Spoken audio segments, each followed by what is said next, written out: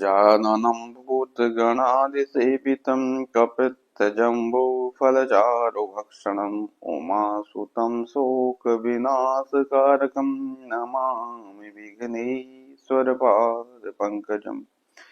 गुरुर्ब्रह्मा गुरुर्विष्णुः गुरुर्देवो महेश्वरः गुरुर्साक्षात् परं ब्रह्म तस्मै श्री गुरुवे नमः। प्रियजनों, आओ मिलकर हम सब एक पहल करें और अपने उन महान ऋषियों आचार्यों द्वारा प्रदत्त इस ज्योतिष विज्ञान को जन जन तक पहुंचाने का प्रयास करें। यह ज्योतिष विज्ञान हमारे उन महान ऋषियों और आचार्यों की वह संपदा है जिसको जानने के बाद हमारी आध्यात्मिक यात्रा का मार्ग सुगम हो जाता है और मानव जीवन के कल्याण के सारे मार्ग प्रशस्त हो जाते हैं। यही हमारा मुख्य उद्देश्य है कि हम ज्योतिष की सूक्ष्म से सूक्ष्म बिंदुओं का अध्ययन करते हुए एक क्रम में आगे की यात्रा करेंगे और जिससे हमारी यह पीढ़ी जीवन के वास्तविक मूल्यों को समझते हुए इस भारतवर्ष की और अपनी स्वतः की आध्यात्मिक व भौतिक उन्नति में अपना विशेष योगदान दे सके। यहाँ पर ज्योतिष का अध्ययन हम एक प्रॉपर वे में करेंगे। चैनल के माध्यम से ज्योतिष की प्राइमरी क्लास से लेकर एडवांस रिसर्च तक की यात्रा करेंगे, इसलिए आप लोग चैनल से जुड़े रहें ताकि हम सब मिलकर इस आध्यात्मिक यात्रा का आनंद ले सकें और ज्योतिष रूपी अध्यात्म की उन गहराइयों में जा सकें। इसके लिए हमें अपनी गति को धीमी रखना है, क्योंकि धीमी गति से ही हम ज्योतिष को एक बढ़िया लेवल पे समझ पाएंगे और बेसिक लेवल पर धीमी गति से चलते हुए बेसिक लेवल पर ज्योतिष के एक एक कॉन्सेप्ट को अपना क्लियर रखेंगे ताकि एडवांस लेवल में हमें किसी भी तरह की दिक्कतें डाउट ना रहे। उसके लिए हमें धीमी गति से चलना है, क्योंकि जो लोग बहुत तेज चलते हैं वो जल्दी थक जाते हैं और मंजिल तक भी नहीं पहुंच पाते। अगर बिरले मंजिल तक पहुंच भी गए तो भी वही यात्रा का आनंद लिए बिना ही रहते हैं। इसलिए हमें इस यात्रा का आनंद लेते हुए अपनी मंजिल पर पहुंचना है। सर्वप्रथम गुरुदेव को नमन करते हुए नवग्रहों के नाम जानते हैं। कोई नवग्रह जो हमारे जीवन पर अपना प्रत्यक्ष प्रभाव रखते हैं वो कौन कौन से ग्रह हैं?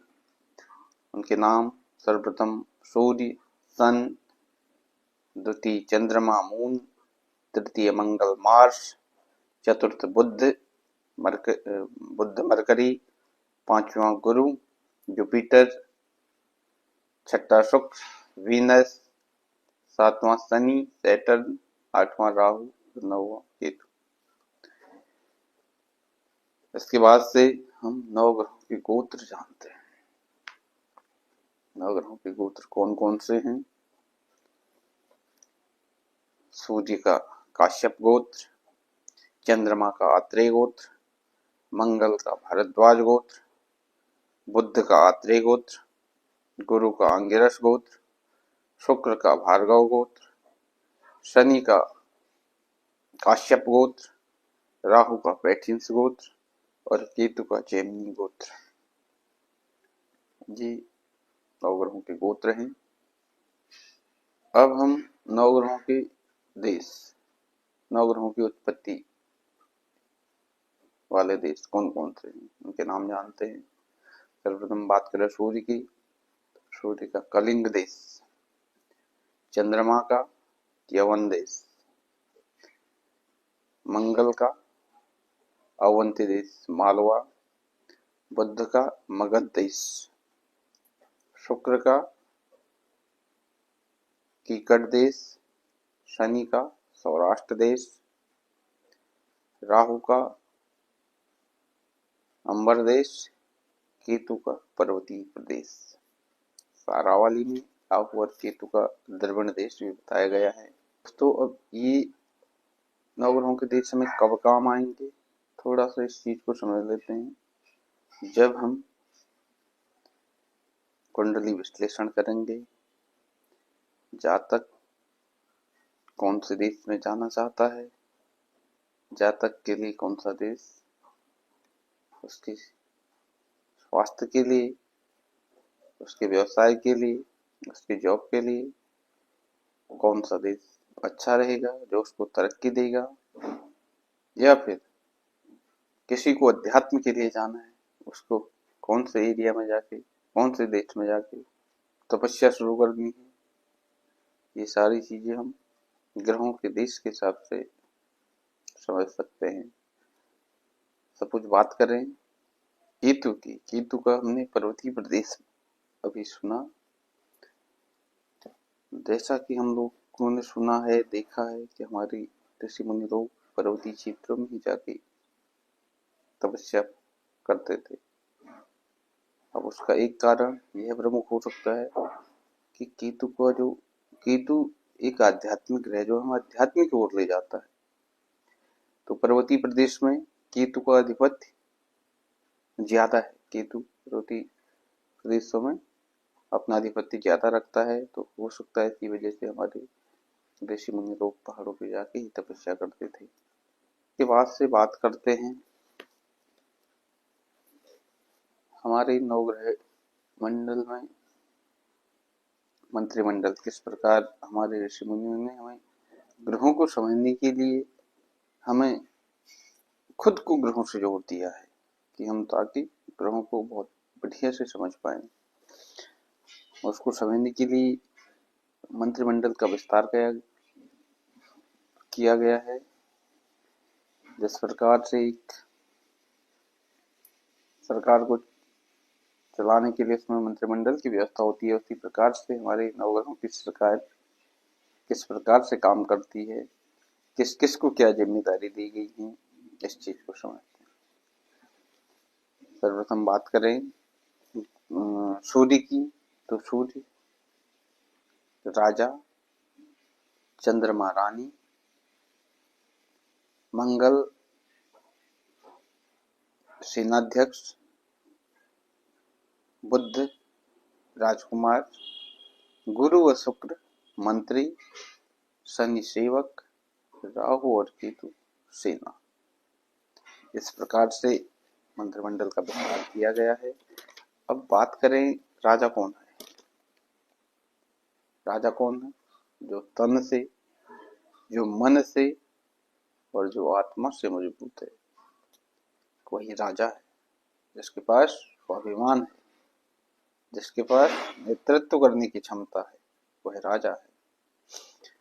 तो हमें सूर्य को समझने के लिए राजा का व्यक्तित्व समझना होगा। उसी तरीके से चंद्रमा को समझने के लिए हमें एक रानी के व्यक्तित्व को समझना है, और मंगल ग्रह को समझने के लिए हमें एक सेनापति को समझना है। जिस प्रकार से सेनापति क्या होता है, सेना का प्रमुख होता है, शक्तिशाली होता है, वही मंगल के गुण है। उसी प्रकार से बुद्ध की बात करें तो बुद्ध को राजकुमार से प्रदर्शित किया गया है। जिस प्रकार से राजकुमार कौन है? एक सुंदर दिखने वाला युवक, खेल कूद का शौकीन, पठन पाठन करने वाला। तो ये सारी चीजें बुद्ध के अंतर्गत हैं। उसके बाद बात करते हैं गुरु और शुक्र की। ये दोनों मंत्री हैं। मंत्री कौन है? जिसके पास हर तरह का ज्ञान है, जिसके पास अच्छे बुरे की परख है, जिसके पास कानून व्यवस्था है, जिसके पास अनुशासन है, वह गुरु है। तो हमारे नवग्रह मंत्रिमंडल में गुरु और शुक्र दोनों को मंत्री का पद मिला हुआ है। गुरु एक आध्यात्मिक ग्रह है जो हमें अध्यात्म के लिए दिशा निर्देश करता है, और शुक्र एक भौतिकवादी ग्रह है जो हमें भौतिक सुख साधनों के लिए प्रेरित करता है।